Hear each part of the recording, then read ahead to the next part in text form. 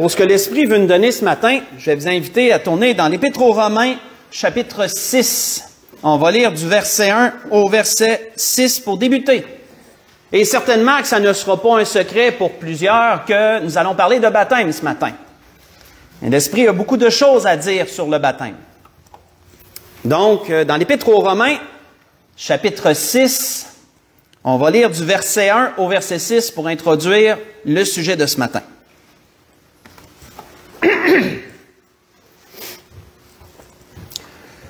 Donc, nous voyons l'apôtre Paul dire, « Que dirons-nous donc, disait-il aux Romains? Demeurerions-nous dans le péché afin que la grâce abonde? Loin de là. Nous qui sommes morts au péché, comment vivrions-nous encore dans le péché? » Excusez. « Ignorez-vous que nous tous qui avons été baptisés en Jésus-Christ, c'est en sa mort que nous avons été baptisés. Nous avons donc été ensevelis avec lui par le baptême en sa mort, afin que comme Christ est ressuscité des morts par la gloire du Père, de même nous aussi nous marchions en nouveauté de vie. En effet, si nous sommes devenus une même plante avec lui par la conformité à sa mort, nous le serons encore aussi par la conformité à sa résurrection. Sachant que notre vieil homme a été crucifié avec lui, afin que le corps du péché soit détruit, pour que nous ne soyons plus esclaves du péché. On va arrêter ici.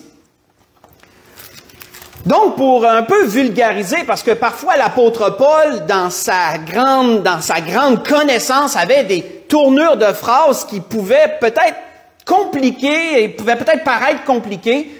Pour vulgariser ce qu'on vient de lire ici, pour le simplifier, nous voyons que l'apôtre Paul parle ici de baptême. Il parle de ce que représente le baptême et de toutes ses implications. On voit qu'il nous parle premièrement du Seigneur Jésus, qui est le Sauveur et le Seigneur, et que par son sacrifice, il a délivré l'homme, pour ceux qui le reçoivent, de la mort. Un peu comme il avait annoncé à Marthe, pas besoin d'y tourner, mais dans Jean chapitre 11, le verset exact m'échappe, mais où il avait dit à Marthe que celui qui croirait en lui ne mourrait point. Ne mourrait point. Le Seigneur, on voit que Paul, qu'est-ce qu'il voulait dire par là, premièrement, c'est que le Seigneur délivre de la mort dans le sens qu'il délivre de la condamnation et de l'enfer. Il délivre de la mort éternelle, la mort qui est la séparation entre l'homme et Dieu. C'est pourquoi, au départ, la mort est survenue lorsque Adam et Ève ont péché. On a vu souvent ces choses dernièrement, on est souvent revenu sur ça. Donc, premièrement, il dit que le Seigneur délivre de la mort, mais également qu'il brise les chaînes du péché dans lequel Satan a enchaîné l'humanité, à travers ce qui s'est passé au départ. Donc, l'apôtre Paul, si on vulgarise, dit ces deux points. Il parle du baptême, il parle de ce qu'il veut dire, de ses implications. Pourquoi? Parce que le baptême nous associe à Jésus-Christ. Le baptême nous associe à son ensevelissement et il nous associe à sa résurrection. D'ailleurs, ça va bien avec ce que le mot veut dire, parce que souvent, quand on revient aux racines des mots, ce qu'ils veulent dire, ça l'éclaircit tout le reste. Ce que l'homme s'est bien occupé, malheureusement, de compliquer.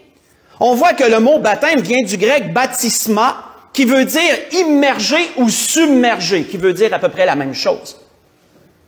Que donc, à travers l'immersion d'une personne dans les eaux du baptême, cela représente la mort par laquelle Jésus est passé, son ensevelissement, et lorsque la personne ressort des eaux du baptême, cela représente la résurrection du Seigneur et sa sortie glorieuse du tombeau. C'est une association à travers laquelle tous ceux qui donnent leur vie à Jésus-Christ doivent passer. C'est une étape qui ne peut pas être évitée pour celui qui donne sa vie à Dieu à travers Jésus-Christ. On voit d'ailleurs que le Seigneur avait dit lui-même, avant de s'en retourner auprès du Père, il avait dit que celui qui croira et qui sera baptisé sera sauvé, mais celui qui ne croira pas sera condamné. Voyez ça dans Marc 16, verset 16, le Seigneur lui-même qui a dit ces choses, ces paroles. Quand on veut approfondir sur le baptême, parce que bien sûr, c'est ce que nous allons faire ce matin, on voit qu'il y a deux auteurs qui en ont parlé. Deux auteurs, à travers les Écritures, ont donné des images, des associations, ont prononcé des paroles, excusez-moi, qui nous aident à approfondir ce sujet. Le premier est l'apôtre Paul. Nous reviendrons sur d'autres écrits qu'il a donnés sur ce sujet. Mais nous allons aller voir également l'apôtre Pierre, parce que Pierre également, lui aussi, en a parlé. Et pour cela, premièrement, on va aller dans 1 Pierre, chapitre 3, si vous voulez tourner avec moi. Excusez, j'ai un chat ce matin, un chat dans la gorge ce matin qui colle là. 1 Pierre, chapitre 3.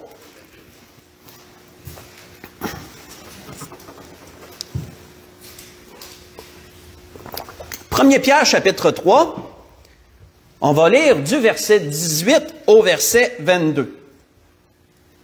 Première épître de Pierre, chapitre 3, verset 18 au verset 22.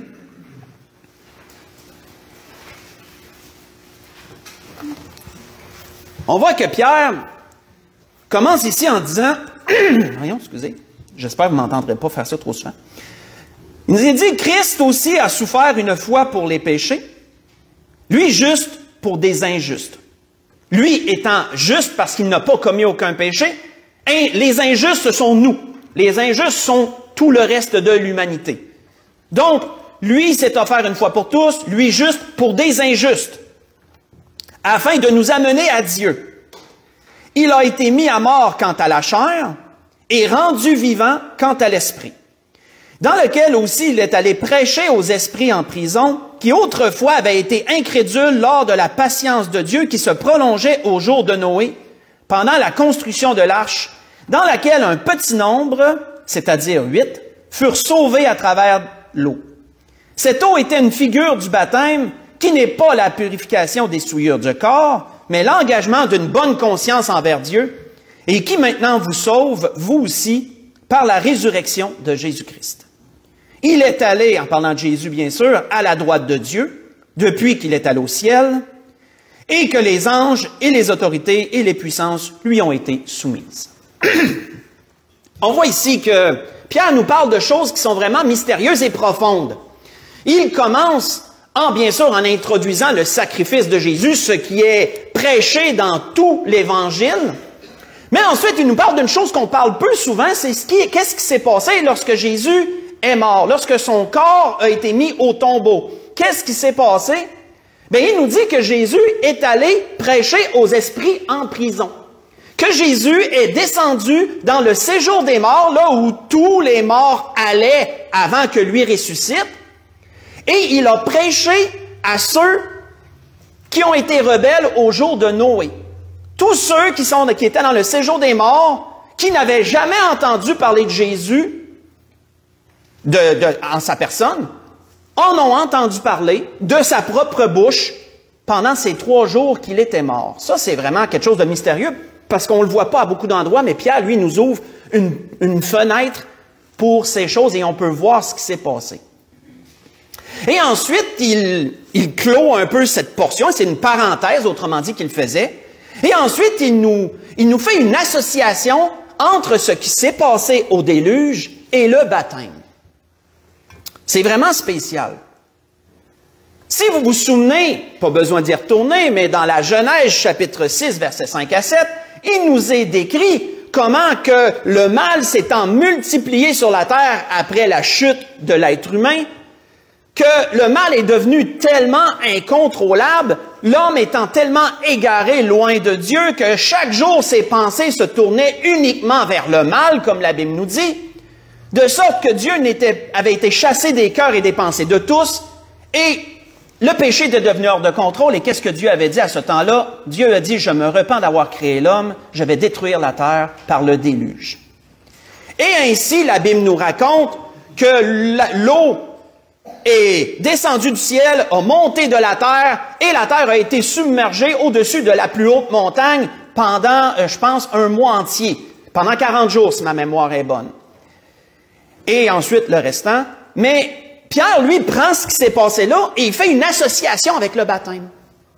Pierre, lui, explique que ce que Dieu avait fait au temps de Noé, c'est que Dieu avait détruit tout ce qu'il réfutait, tout le mal, Dieu a détruit le mal, Dieu a détruit tout ce qui était contre lui. Et lorsque les eaux se sont retirées de la terre, qu'est-ce qu'il en a resté? Il en a resté seulement ceux que Dieu approuvait. Noé et sa famille, autrement dit. Et c'est une belle image que Pierre nous fait ici, parce que lorsque quelqu'un entre dans les eaux du baptême, c'est pas pour continuer son ancienne vie qu'il menait avant. Parce qu'à travers Jésus-Christ, la personne s'est repentie, elle s'est repentie de sa condition, elle s'est repentie du mal qu'elle sait qu'elle fait, que Dieu désapprouve, et là, elle désire marcher en nouveauté de vie. Elle désire que les choses changent dans sa vie, et Dieu donne cette opportunité. Et les eaux du baptême, c'est ce qu'elles représentent également, où l'ancienne personne, qu'on dirait celle autrefois qui désobéissait à Dieu et qui ne baderait pas en bon québécois avec Dieu, elle, on la laisse en dessous des eaux. Et celui qui ressort des eaux, c'est quelqu'un qui veut marcher d'une nouveauté de vie, il veut marcher pour le Seigneur. Donc on voit cette association avec le déluge et ce qui a été fait à ce temps-là. Et c'est ce que Pierre nous dresse ici comme image. On voit qu'il est important de mentionner que le baptême en lui-même ne sauve pas. C'est Jésus-Christ qui sauve. Ça, c'est important de le mentionner parce que parfois, il y a des confusions. Jésus sauve, mais le baptême est la démonstration de ce que Jésus fait au-dedans de toi. C'est une suite, c'est un prolongement, on pourrait dire, de ce que Jésus a fait dans ton cœur lorsque tu l'as accepté.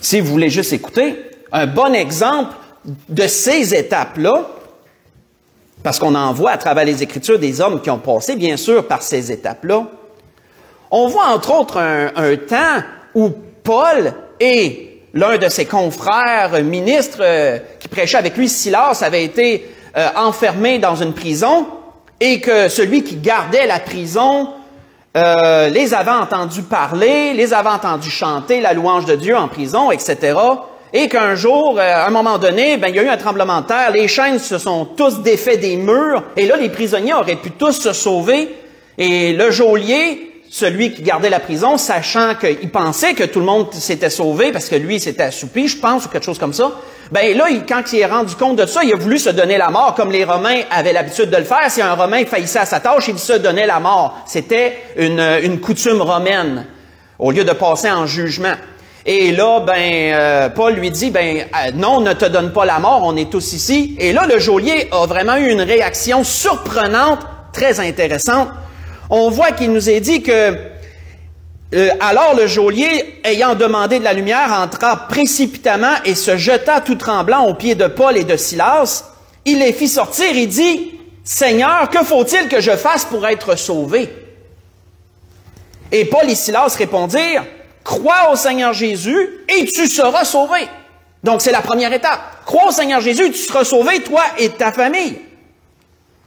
Paul et Silas répondent, oui, c'est ça. Ensuite, il dit quoi? Ensuite, ils lui annoncèrent la parole du Seigneur. Autrement dit, ils lui ont déclaré ce qui devait être fait. Mais par la suite, ils l'ont expliqué, ils ont extrapolé, ils ont développé sur ce que voulait vraiment dire, crois au Seigneur Jésus. Et ensuite, il nous a dit qu'ils lui annoncèrent la parole du Seigneur, c'est là qu'ils ont développé. Et ainsi, tous ceux qui étaient dans sa maison ont entendu. Il les prit.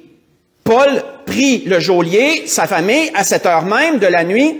Le geôlier plutôt lava les plaies de Paul. Et aussitôt, lui, le geôlier et sa famille, furent baptisés. Il fut aussitôt baptisé, lui et tous les siens, est-il dit. Vous voyez ça dans les Actes au chapitre 16 que je viens de vous citer, à partir du verset 29 jusqu'au verset 33.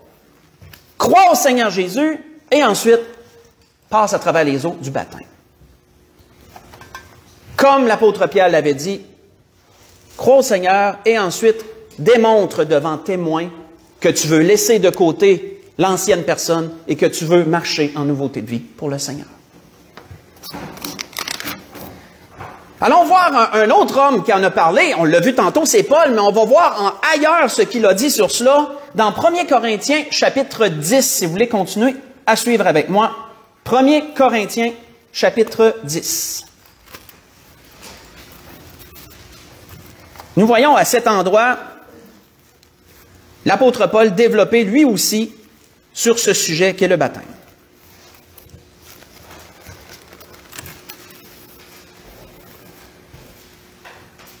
1 Corinthiens, chapitre 10, verset 1 au verset 5.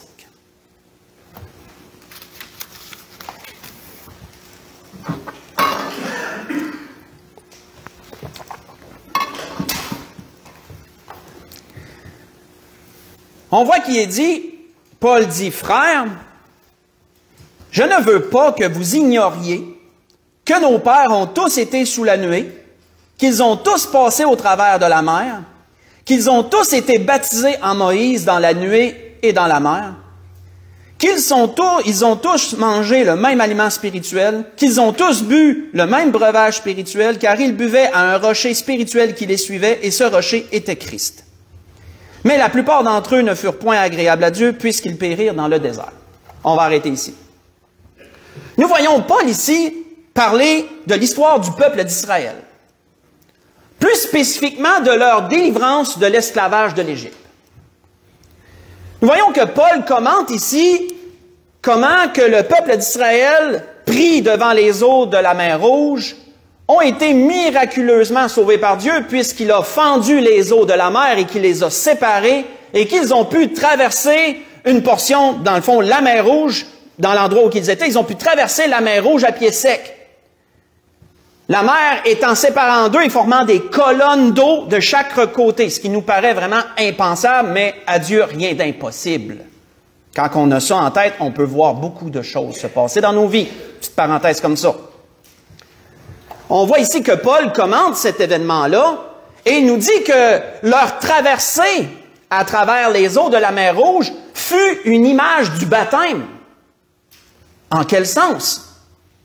Paul continue, dans ce qu'on a vu ici, en disant que lorsqu'ils ont été délivrés de l'esclavage de l'Égypte, qu'est-ce que cette traversée des eaux a été pour eux? Elle a été une séparation. Elle a été une séparation entre leur ancienne vie d'esclaves et leur nouvelle vie de libre, de liberté maintenant. On voit que lorsque Dieu a refermé les eaux de la mer Rouge, l'armée égyptienne a voulu essayer de faire comme eux et les suivre à travers les eaux pour pouvoir aller les capturer et les ramener en Égypte ou les tuer, le cas échéant. Mais ils n'en ont pas été capables parce que dès que le dernier Juif a mis les pieds en dehors des eaux, Dieu a refermé les eaux et l'armée égyptienne a subi une défaite qu'ils n'ont pas pu se relever avant beaucoup d'années. Parce que l'armée a été ensevelie sous les eaux, et ils en sont tous morts, que la Bible nous dit, sous les eaux. Encore là, une belle symbolique de comment Dieu, à travers les eaux, laisse le mal dans les eaux, et ce qui en ressort est nouveau par la suite. On voit que Paul nous parle ici également de cette séparation entre ce qui est ancien et ce qui est maintenant nouveau. Tous des événements qui se sont passés et qui démontrent vraiment la profondeur de ce qu'est le baptême. On voit d'ailleurs qu'un homme du nom de Jean, que bien sûr on apprend tous à connaître, puisqu'il a été le précurseur du Seigneur et celui qui a introduit le baptême dont nous allons pratiquer aujourd'hui, à son origine, c'est Jean qui a introduit le baptême parce qu'il préparait le chemin pour le Seigneur, il préparait le peuple comme on l'a vu dernièrement. Et quand le peuple allait vers Jean pour être baptisé, ce que nous disons, ce que Paul a donné comme exemple à travers le peuple d'Israël et les eaux de la mer Rouge, on voit que c'était très représentatif de ce qui se passait au temps de Jean. Parce que lorsque les personnes venaient à Jean pour être baptisées, on voit que qu'est-ce que les gens faisaient? La Bible nous dit que la foule l'interrogeait Jean en disant, « Que devons-nous faire? » Il était conscient que ce qui allait se passer là, c'était pas banal, là, que le baptême n'était pas banal, et il demandait, mais ça l'implique quoi? Ça l'implique quoi? On voit que Jean leur répondit, que celui qui a 2 tuniques partage avec celui qui n'en a point, que celui qui n'a pas de quoi manger agisse de même. Et il vint aussi des publicains pour être baptisés, et lui dire, « Maître, que devons-nous faire? » Et il leur répondit, « N'exigez rien au-delà de ce qui vous a été ordonné. » Des soldats aussi lui demandèrent, « Et nous, que devons-nous faire? » Et il leur répondit, « Ne commettez ni extorsion ni fraude envers personne, contentez-vous de votre solde. » Ce que je vous ai lu, c'est dans Luc chapitre 3, verset 10 au verset 14. Et peut-être qu'on se dit, ben, dans ce que je viens de lire, peut-être qu'il y en a qui disent, ben oui, mais ça veut dire quoi, somme toute? Mais on voit que chaque question qu'ils ont posée à Jean et la réponse de Jean était simple. Changez de vie. Arrêtez de faire ce que vous faisiez autrefois. Autrefois, plusieurs étaient égoïstes. Ils étaient égoïstes et ils s'enrichissaient et ils voyaient leurs frères aux côtés qui étaient pauvres et qui n'avaient rien et ils ne partageaient pas. Jean dit, arrête de faire ça. Partage avec celui qui n'a rien. Ouvre ton cœur à celui qui est démuni. On voit que les publicains, ceux qui travaillaient à la solde des Romains, qui collectaient les impôts, bien, parfois ils s'en mettaient des poches un peu, parfois ils exigeaient un peu plus de la part des autres et ensuite ils s'en mettaient un peu dans les poches, s'enrichissaient de côté comme ça. Et là, Jean dit, ben arrête de faire ça. Prélève seulement ce qui a été ordonné. Arrête de tricher. Et le soldat, ben, parfois les soldats, ben, ils intimidaient parfois certaines personnes et ils pouvaient leur extorquer de l'argent ou autre chose puisqu'ils avaient une position plus élevée. Ben, Jean disait, contente-toi de ta solde, t'es payé par l'armée romaine pour faire ce que tu fais, mais contente-toi de ça, arrête d'extorquer les gens. Donc, on peut voir que ce que Jean leur prescrivait était la même chose que Paul démontrait à travers les eaux de la mer Rouge, change de vie. Le baptême implique automatiquement un changement de vie. Tu ne peux pas passer à travers des eaux du baptême et espérer continuer ce que tu faisais auparavant. Fais-le pas. Ça ne sert à rien. Tu n'as rien compris au départ dans ce cas-là. Tu n'as rien compris au départ. On voit que le baptême est une institution qui est sainte, selon la parole. C'est une institution qui est sacrée, comme on dit. C'est le Seigneur lui-même qui l'a institué lorsqu'il s'en est retourné auprès du Père. Jean l'a mis en place, mais le Seigneur l'a vraiment ordonné, je pourrais dire, l'a vraiment établi comme force de loi. Et le Seigneur a fait cela lorsqu'il s'en est retourné auprès du Père en disant quoi? Le Seigneur a donné 2 commissions, il a donné une grande commission, il a donné 2 ordres à l'Église, somme toute. Il a dit premièrement quoi à ses apôtres qui constituaient l'Église, la base de l'Église, on va dire. Il leur a dit premièrement, allez et faites de toutes les nations des disciples. Prêchez la bonne nouvelle. Parlez de moi. Et ensuite, il dit quoi? Prêchez. Il dit, faites de toutes les nations des disciples en les baptisant. En les baptisant, comment? Au nom du Père, du Fils et du Saint-Esprit. Et ensuite, il dit quoi? Laissez-les pas comme ça. Ensuite, il dit, enseignez-leur. Enseignez-leur tout ce que je vous ai prescrit. Vous voyez ça dans Matthieu 28, verset 19.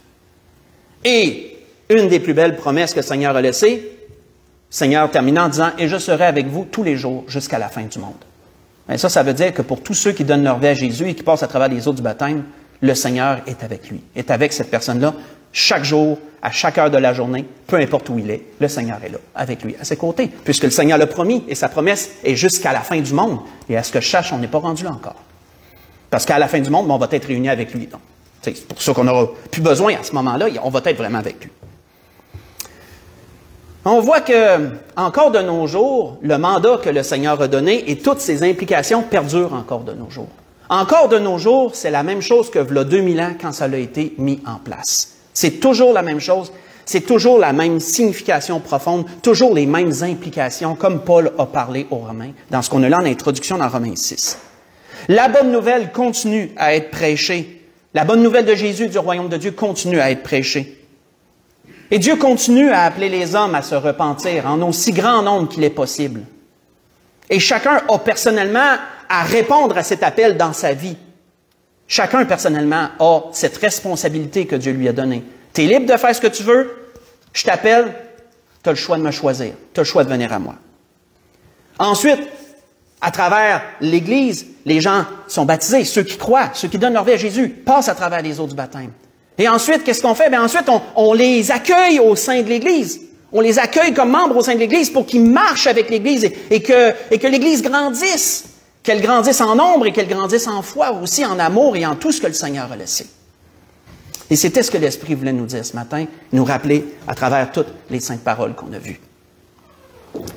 Mais on va conclure sur une note importante. Quelle condition est exigée par Dieu pour être baptisé? Et ça, c'est une bonne question. Quelle est la condition exigée par Dieu pour être baptisé? On va aller dans Actes chapitre 8 et on va conclure là. Dans les Actes au chapitre 8 et on va lire l'histoire qui entoure la déclaration qui est dite ici. Et vous allez voir, ça fait du sens, bien sûr. Probablement que vous avez déjà la réponse, puisqu'elle a été dite au cours du message. Mais ici, on va le voir très clairement. Dans les Actes au chapitre 8, on va faire un peu de lecture, comme je vous ai dit, on va lire l'histoire qui entoure la situation à partir du verset 26. Actes chapitre 8, à partir du verset 26 jusqu'au verset 40.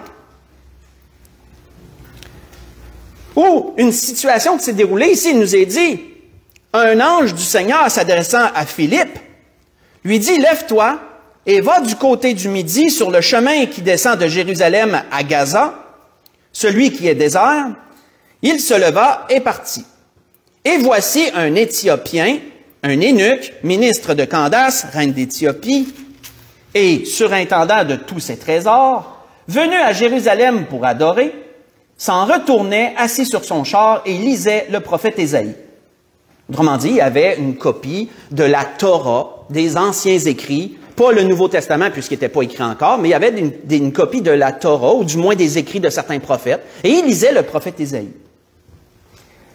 L'Esprit dit à Philippe, « Avance et approche-toi de ce char. » Et Philippe accourut et entendit l'Éthiopien qui lisait le prophète Ésaïe. Et il lui dit, « Comprends-tu ce que tu lis? » Il répondit, « Comment le pourrais-je si quelqu'un ne me guide? » Autrement dit, l'Éthiopien lisait les écrits du prophète Ésaïe, mais ne comprenait pas clairement ce que ça voulait dire.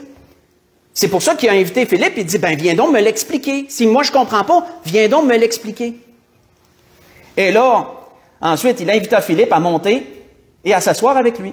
Et le passage de l'Écriture qu'il lisait était celui-ci. « Il a été mené comme une brebis à la boucherie, et comme un agneau muet devant celui qui le tond. Il n'a point ouvert la bouche. Dans son humiliation, son jugement a été levé, et sa postérité, qui la dépeindra, car sa vie a été retranchée de la terre. » Juste une parenthèse comme ça, il lisait dans Ésaïe chapitre 53, juste pour vous référer, là, mais c'est encore là aujourd'hui dans la Bible, c'est ce qu'il lisait là. Donc, l'eunuque répondit à Philippe, « Je te prie, de qui le prophète parle-t-il ainsi? Est-ce de lui-même ou de quelqu'un d'autre? » Et alors Philippe, ouvrant la bouche et commençant par le passage, commençant par ce passage, lui annonça la bonne nouvelle de Jésus, parce que Ésaïe annonçait ce que Jésus devrait endurer à travers son sacrifice. Donc, l'eunuque entend parler de tout ça. Il entend parler de tout ce qu'on a parlé, entre autres, ce matin. Et comme ils continuaient leur chemin, ils rencontrèrent de l'eau. Il y avait une source d'eau là, il y avait un étendu d'eau là. Et l'eunuque dit, « Voici de l'eau. Qu'est-ce qui empêche que je sois baptisé? » Et notez ce que Philippe lui répond. Philippe dit, « Si tu crois de tout ton cœur, cela est possible. » C'est la seule condition que Dieu demande. Crois en Jésus-Christ de tout ton cœur. Crois en ce que Jésus a fait. Il n'a pas demandé d'autre chose. Il n'a pas dit combien d'argent tu as. Il n'a pas dit tu es mal habillé. Non, il a dit crois au Seigneur Jésus. C'est c'est la seule condition demandée. Et on voit que l'eunuque répondit, je crois que Jésus-Christ est le Fils de Dieu. Il fit arrêter le char. Philippe et l'eunuque descendirent tous deux dans l'eau. Très important, on voit vraiment comment le baptême se déroule. Ils descendirent tous deux dans l'eau, et Philippe baptisa l'eunuque. Et quand ils furent sortis de l'eau, l'Esprit du Seigneur enleva Philippe, et l'eunuque ne le vit plus, tandis que tout joyeux, il poursuivit sa route. On va arrêter ici. Donc, on voit ici quoi? On voit ici que, malheureusement, les hommes ont compliqué, tordu et modifié ce que Dieu avait établi au départ, qui était très simple. Le baptême, c'est une immersion. Le mot baptisma le dit. C'est très simple, c'est ça que ça veut dire. Comment? À travers les eaux. Comment ça se déroule? Les deux rentrent dans l'eau. Le pasteur qui baptise rentre dans l'eau et celui qui est baptisé rentre dans l'eau. Les deux sont ensemble dans l'eau. Et le pasteur baptise la personne qui veut être baptisée. Tout simplement comme ça. Qui peut? Tous ceux qui croient au Seigneur Jésus. Tous ceux qui ont compris le message, tous ceux qui ont compris ce que Jésus est venu faire et qui veulent le recevoir comme Sauveur et Seigneur. Accessible à tous. Les choses qui sont exigées à travers C'est quoi croire au Seigneur Jésus? Mais c'est la repentance par rapport à notre ancienne vie, par rapport à notre vie de pécheur. C'est de se reconnaître pécheur, somme toute, parce que personne n'y échappe.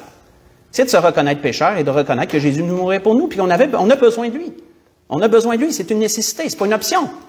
C'est pas, il m'a le prendre, mais sinon j'ai un autre choix. Non, tu n'as pas le choix. Jésus disait, je suis le chemin, la vérité et la vie, nul ne vient au Père que par moi. Nul ne vient au Père que par moi. Donc, tu ne peux pas passer par un autre chemin, il n'y en a pas d'autre. Selon Dieu, il n'y en a pas d'autre. C'est Jésus, c'est le seul. Bien sûr, ça implique d'accepter également l'Évangile. Ça implique que la parole de Dieu, elle fait force de vérité dans ta vie, elle fait force de loi dans ta vie. Tu crois à ce qui est écrit. Tu crois à ce qui est écrit parce que tu crois que Dieu a préservé sa parole pour que même de nos jours, on ait encore accès à sa parole. Et c'est le désir de marcher en nouveauté de vie. C'est pas simplement de dire, comme si tu allais au magasin, acheter quelque chose, puis tu retourner chez vous, puis tu continues comme avant. Non, c'est pas ça. C'est un désir de marcher en nouveauté de vie. Toutes ces choses s'impliquent dans le fait de croire.